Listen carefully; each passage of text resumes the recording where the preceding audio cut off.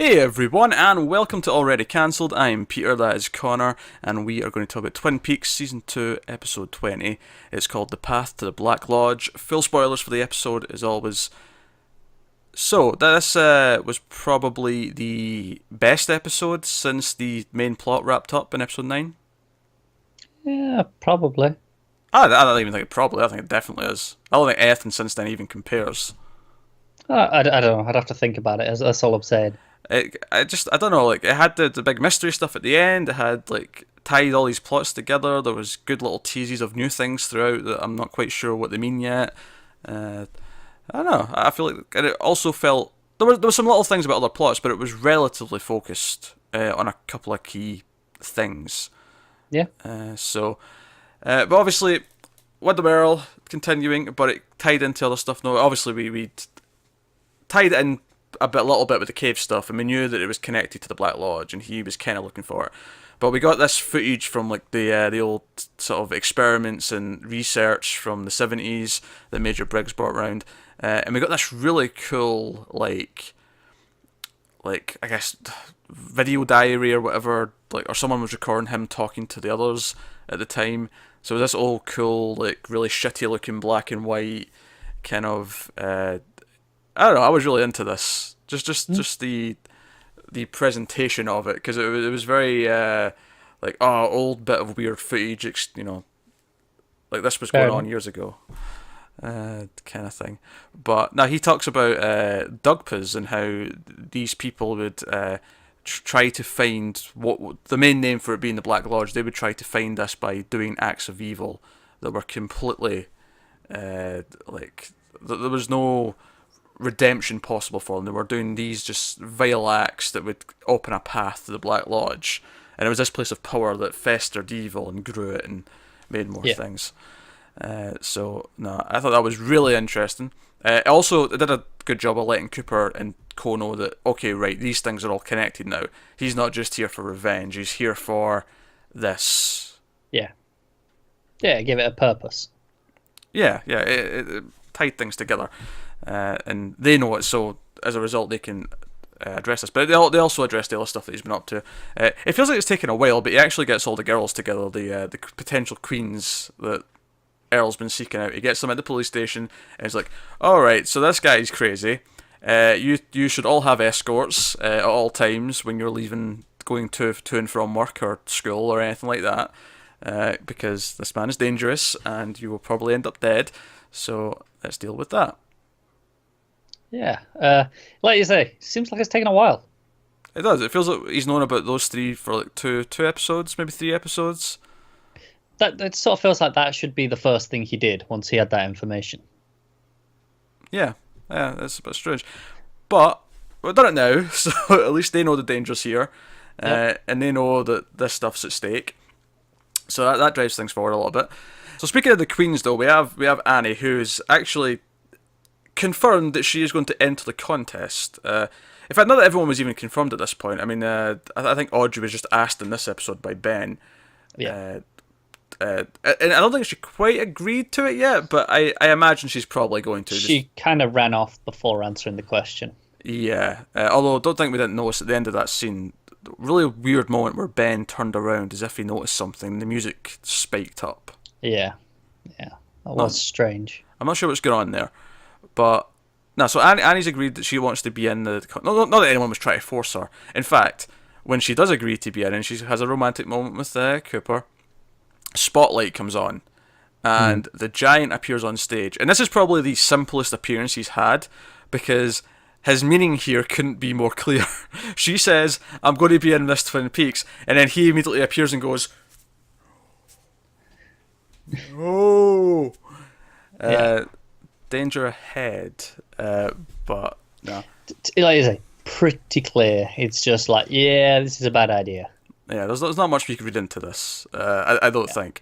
Actually, what I think is even more interesting is their previous scene at the diner. He comes by and he tells her that he's been thinking about her. He can't focus. He's got this big case. He's dealing with alternate dimensions and serial killers and all sorts. And all he can do is think about her. And she's like, "Oh, I think about you too. I'm seeing your face in the fried egg and whatnot," which is a really weird compliment to give someone. But sure enough. and they start having this romantic scene where they're talking to each other and they're sort of confessing their feelings and they're talking about meeting up later and whatever else. But what I thought was really interesting about this scene is the way it's captured, the way they actually chose to film this, because the camera starts to track back just slowly and the music gets more sinister.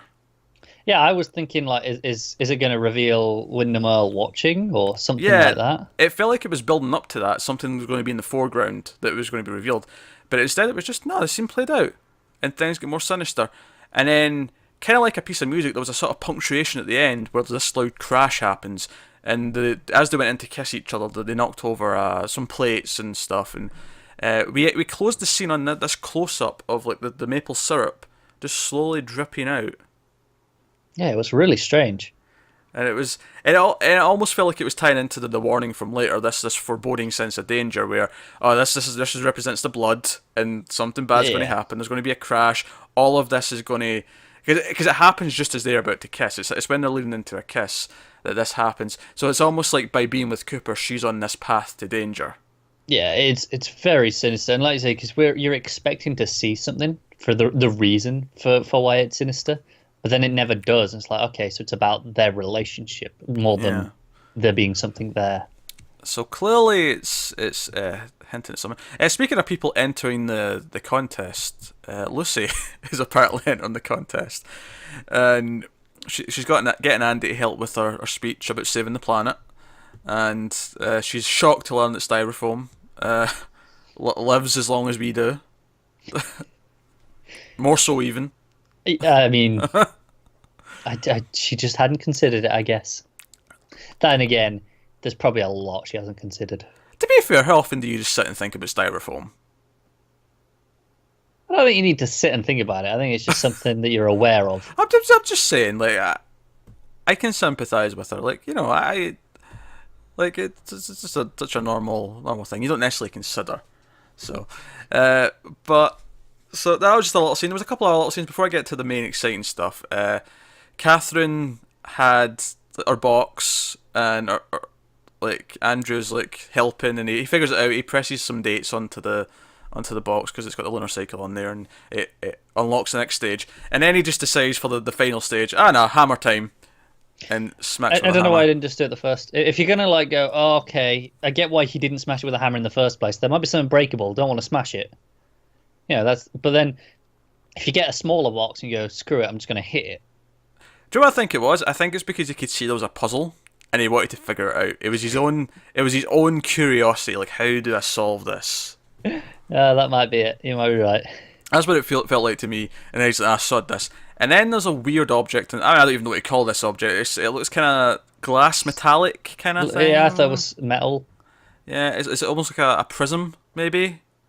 Yeah. Or layers of something kind of thing. But no, that's all we get of that. Just that. But obviously worth mentioning.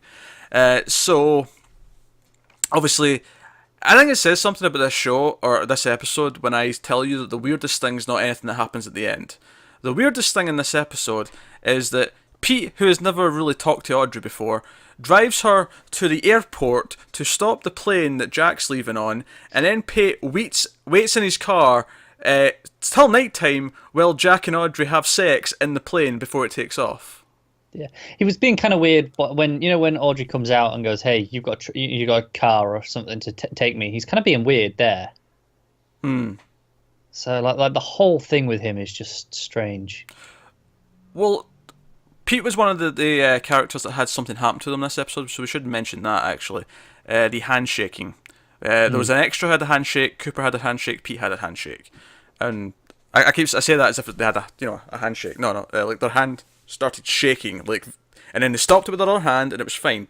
And the first time you sort of think, well, that was weird, that was an extra. Don't know what that was going on there. And then it happens with Cooper, and you're like, oh, that's just strange. Is that kind of? And then it happens with Pete. So 3's not a coincidence. 3's like, all right, something's about to happen that's affecting the people in the town. Yes. And that's exciting in and of itself. Oh, of course. And like I say, it's just like, okay, what's going on there? It just go. There's something, but. And it makes me wonder if that connects to like Ben's weird moment where he turns around and the music plays. Could do. Yeah. Speaking of Ben, he's still like, arguing with Donna's dad about thing. Oh, by the way, one of my favourite shots of this, mate, because there's one brief scene of Donna looking into like family photos, and she looks at her birth certificate, and she's looking for evidence of all this lineage, and there's this photo of Ben with a mustache, which might be my favourite favourite shot in the episode, just because he's sported this big mustache, and it's just kind of amazing. Donna's parents look the exact same. Ben's got a big mustache. I can't argue with that. It would have been the 70s. Aye, I think it's interesting that they were friends. Like Ben was friends with her parents. It wasn't just that she had an affair with Ben. They were a group at one point. Yeah, and perhaps that affair is what broke the group up, and Ben had to keep his distance. But would make sense, wouldn't it? Certainly interesting. But it's back to Audrey running out to the plane. Very, very, very bizarre way to play out that scene, I thought. Just in the sense that, okay, she runs to catch him before he leaves off. Okay, big romantic moment. It would help if I cared a bit more about Jack. Okay, this is the thing. I don't buy this relationship. There's not been enough time for me to buy that it's at this stage. Nah, she and Cooper are the... I mean, I'm buying Cooper and Annie a lot more because they have this chemistry and there's like a sweetness to it. But they did what? They had a picnic. That about it. Yes, but oh, I love you, and she just sort of hits it with "I'm a virgin," and he's like, "What?" And that's the appropriate reaction because she just says it. Like, it feels like the conversation's not leading to that whatsoever, and she just says that sentence, and then he's like, "What?" And she's like, "I want you to make love to me." It's like, "Here now?" But it's your jet. It's a good point. And then poor Pete just waits. I know. I thought he was just going to leave. Yeah, I love Pete's a sweetie though, because she comes out and she's all upset. She's not left on the plane because this is her home. She's got stuff to do, and she's like, oh, he was going to take me fishing, and he never did. And then I just sort of smiled and went, Pete likes to fish, and he's like, I've got some bait in my car. We can go fishing. So again, oddly sweet moment. Audrey brings out the sweetness, I think, in a lot of the other characters. Yeah, the thing is, after the handshake thing, I'm like, okay, something's off with him, and I'm looking at it in a different light. Like, is he just being nice, or is there something else going on? Oh, I think he's just being nice. I mean, he probably is, but I'm just questioning it. I think he is. I don't know. I might look like an idiot after the next 2 episodes. We'll find out. But the handshake thing is interesting because I feel like this is affecting multiple people. It's more of a sign that something big's coming rather than them actually becoming something themselves or doing something themselves. Yeah, the closest I can think of is the shoe salesman when he reacted. Oh, so you think they're all going to be possessed by like people from the other place? Well, I mean, I don't know if they're going to be possessed, but he reacted when Bob was near, didn't he? Yeah, he did. Yeah. So I wonder if it's just something to that, like leaning to that. Yeah, no, maybe. Which is why but does it mean he's going to possess them like Bob possessed? Or it wasn't Bob, it was Mike that possessed thingy, but so no, interesting. But of course the big excitement the episode is after all this goes down, we're almost ready to have the Miss Twin Peaks. There was some stuff with the Black Widow character and the mayor talking about rigging it, and apparently the actual judges, even though she clearly said he was one of the judges in the last one, apparently still is, but the other 2 judges are actually Dick and Norma, who was oddly absent in this episode. We heard her. Yeah, we heard her, which kind of pointed out more that we didn't see her, because I was like, oh, that was weird. Yeah. But whatever. So the big thing though, so after this, and I thought this was weirdly edited actually. This has been my one complaint about this final part of the episode, is that the giant appears, he gives his warning, and then it cuts to the scene with Pete and Audrey, right? And I thought that was weird. I felt like leave that, do the Pete Audrey first, and then have the giant be uninterrupted, because when it comes back to the giant and he fades away, and then after that scene, it's when we get all these quiet shots of all the locations in the town that are empty. It's the diner, it's the police station, it's like the halls in the police station, the halls in the school. All these different locations that lets you know that the town is like kind of like vulnerable, I guess. Yeah. Gives you that creepy, vulnerable sort of town at night. And then we cut to, Wyndham Earl, and stuff, and he's looking at his map, because we've seen him throughout the episode. There was a funny moment where Leo thought he'd outsmarted him, and because he got the control for the shocking collar, and he pressed it thinking it was going to do it to him, and he just shocked himself, and he looked a right tit. Pretty much. Yeah, but he's like, oh no, it's not just an invitation, it's not just this, it's a map, and it sets it on top of the map of Twin Peaks, and it gives you this idea that there's the location to the entrance to Black Lodge is somewhere in Twin Peaks, as we'd probably guess, I imagine. But it cuts to all these shots of the town, and it goes to this circular sort of area in the woods where the trees are in like a sort of circular outlay, and we see a spotlight come on, and we see a hand, an arm, just sort of floating there. Yeah, it just kind of comes out of the air, doesn't it? Yeah, it's coming from somewhere else, and I'm like, I recognise that denim jacket. I know who this is. This is our main man. This is Bob. And sure enough, he completely fades in, and then he's there, and then the camera goes down to the sort of circular kind of well type kind of. Yeah, I thought it was thing. Like a puddle or something. It was a puddle, but it felt like it had rocks around it, so it had more of a presentation than that's true. A puddle typically would.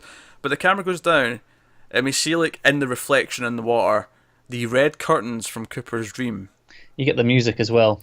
I was getting to that. Yeah, you see the curtains, and then you hear the dancing music that played in the dream, and that's what we end on. But it's like, oh man, shit's about to go down. Like, Bob just came back. And I guess this kind of answers that the Black Lodge is the place where Bob and co come from. Yeah, definitely. I think it clearly links those things together. I think that's what it was. You know, that he was materializing from the Black Lodge. That's maybe that is the entrance. Yeah, no, but that was like, I was super in. Like, this final 5 minutes was like everything. It's also worth mentioning as Wyndham Earl is like discovering that the map is the map is, you know, the drawing is a map for the Black Lodge, and he's doing his stuff in these computers, these ancient computers, by the way. I mean, it is 1991, so fair enough, but they stick out as being ancient now. But as he's doing this, both Leo and Major Briggs, I didn't even mention Major Briggs got kidnapped by Wyndham Earl in a horse costume, might I add. With Leo as the rear end. Of course, but obviously it's not the first time I've seen a horse. No, it's not. So oddly symbolic and kind of connecting back to that, but both Major Briggs and Leo are like freaking out. It's almost like whatever was happening to the others in the town with the hands, because they're closer to the epicenter of the evil happening, that they're over, like their whole bodies are shaking. Yes. So the whole thing feels like a countdown to this entrance opening up and whatever's going to happen next episode. Needless to say, I'm excited about what's going down. I thought it was a really good episode. Built into the mythology, gave us some of the typical fun, quirky Twin Peaks moments that we like. And it was a good episode. I just had some problems with it, like the Audrey stuff. Wasn't really feeling that. Wasn't really feeling the Shelley and Bobby bit. We didn't talk about the Shelley Bobby bit. Explain that. So Bobby's like, "Oh, hey, I was wrong. I care about you. And then let's get back together." And she's like, "Yeah, sure." And then they kiss, and it's like, okay. Doesn't really feel like he earned this. No, I mean, I don't ever have a problem with it, because to me it just comes into the sort of, because even their relationship from the start kind of felt like this. It kind of felt random and just kind of there. Yeah. And to me, this felt like, because we're building to this Miss Twin Peaks, and because all this stuff's coming to a head, it was kind of like all of these characters, all of these potential queens are all in a kind of happy place right now. I mean, Donna's maybe the exception to that, but they all seem to be put into these places where they're content. I don't feel like I buy it, because obviously she had the thing with Leo and how badly she was treated, and then Bobby seemed to be like, oh, he treats her better, and then he kind of never went as bad as Leo, but you know, he started treating her in a similar fashion. Oh yeah, we pointed that out in the last episode. Yeah, so her just going back to him just feels really weak to me. I don't like it at all. Like, it felt like she'd outgrown that. That's fair. I mean, it never really. I just sort of, like, it was one of those like one-off scenes in the episode that I just kind of glossed over, to be honest, as I was watching it, because it was like, yeah, I mean, okay, it's fine. It's Twin Peaks being Twin Peaks, but it never bothered me to the same extent that other stuff's bothered me in the past. It bothered me from her character's perspective, whereas other stuff just bothered me because it was just, outright shite. But this just felt like it undermined some of the growth that she'd been through for me. All right, okay, that's fair. Honestly, the Audrey stuff with the plane, I did think was weird. Well, that's why I said it was the weirdest thing in the episode, because it felt like such a out there thing for like it wasn't weird in the way Twin Peaks is normally weird, where there's otherworldly things coming in, or it's just quirky. It just felt, the whole scenario felt weird to me, that Pete, who has never spoke to her, drives her to stop the plane. He actually pulls in front of the plane to stop it from taking off, in this almost like a kind of action-esque sequence. And then they have this weird conversation where she's like, yeah, let's have sex before you go, because I love you. And they have sex, and then he leaves off, presumably never to return. Maybe he will. Maybe we'll see Billy Zane pop up in the new season. I don't know.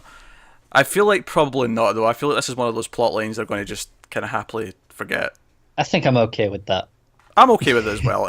It's not been terrible. It's as just amusing as it would be to have Billy Zane show back up and like just pick it up from where they left off, or at least try to. That would be amusing, but at the same time, I don't care enough.